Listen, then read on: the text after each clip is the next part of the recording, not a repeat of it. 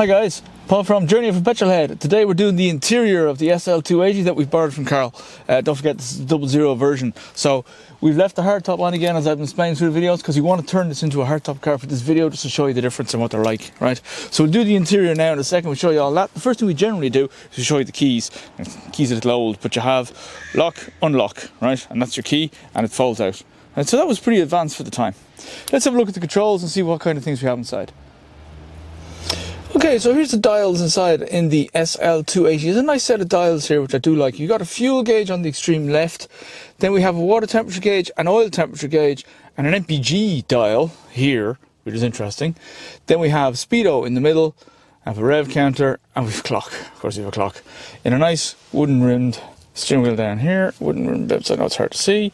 And let's have a look what the dials do when we start the car. That's warning lights.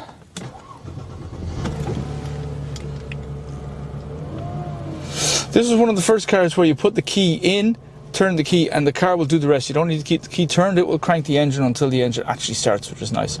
So that's the information we're displayed with, and you'll notice the engine temperature gauge, that was the oil temperature gauge, that was in addition. What they used to have was an oil pressure gauge. They changed that in one of their facelifts. Interesting, I'm not sure which one I prefer, to be honest. I can see advantages in both. Now, there's your digital climate control. That came in near the end of the life of this car. It was mechanical before that. You have an aftermarket stereo in this particular model. And then what else do we have? We have boot opening. We have electric windows. We obviously have the hazards. Folding door mirrors. So folding door mirrors are handy. I've spoken about this in the XF as well. Useful in a car park that you don't actually lose your mirrors when somebody usually clips it. So that's handy. We can turn off the ESP. And this, now I spoke about the rollover hoop. So the rollover hoop, we'll show you now in a minute. It's behind me here on the window dash, if you like, of the rear window. You can actually turn it up yourself. Activate the rollover hoop yourself when driving if you want to. I don't know why you'd want to, but you have that option. Now, we also have, in the gear shift, 5-speed automatic transmissions. You can see when you put it into manual mode, then it locks out the top gear as a standard. Unusually, it allows you the bottom gear, which isn't something that normally happens in these particular cars. We have seat controls for heating in various different temperatures. That's your mirror movement. That's obviously the automatic shifter. You'll notice, actually, because this is an older generation of car, there's no paddle shift here. Okay. Now back down here, more seat controls and electric mirrors. Yeah. Then we have various other bits of information here. We have storage. You can store all the various bits and pieces. Okay, which is grand. You'll notice we have seat movement. The seat movement is actually on the door. So that confused me when I got in this car first. Actually, I didn't realise that was the case. We have a glove box, but it's only a small one. And then we have the various vent controls. And actually these vents, this is what I like on the older cars. These vents are large. You know what I'm like about vents and air blowing on my face. These are nice big vents. I do like that idea. And we have map reading lights here. We do not have automatic mirrors, which is a shame. We do have automatic wipers in some of these models. And then, if we look at the control stalks, so we have a standard Mercedes. This is the speed limiter, cruise control button that confuses everybody. And then we have the one stalk here that does the lights and the wipers. And this is, you turn it, various bits and pieces happening, right? And you flip it for the lights. You get very used to the way Mercedes have done it, but when you first come into a Mercedes and sit down, and I've done this a few times with these stalks, it can be confusing. It takes a few minutes to get a handle of what's actually going on. Now, what else do we have? We also have the following. We have the various light controls, okay? You can tell these are not xenon headlamps because we have this to raise the headlamp level. You can't do that on xenon headlamps. There's a ballast adjuster on the rear suspension for xenon headlamps. This one doesn't have xenons because it's not the SL500 or the SL600. And we have the lights, and we have parking lights, Mercedes standard parking lights. What happens when you turn the ignition off?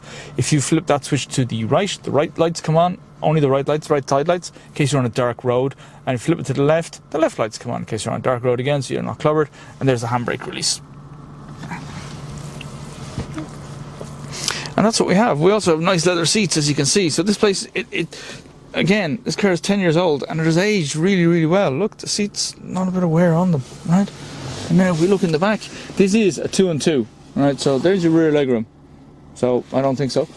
And if you notice, I don't know if you can see, but the rear hoop is back there. We'll go look at that now from outside the window in a moment. And you can see that you can actually get access to the boot by folding down those seats. So all in all, it's not a bad little place to be. It will be a fun car, this now. I have to say, this has my attention as a kind of a second car. I mean, you couldn't put a family in it, but you put it, that's the second car. It's not the world's worst idea.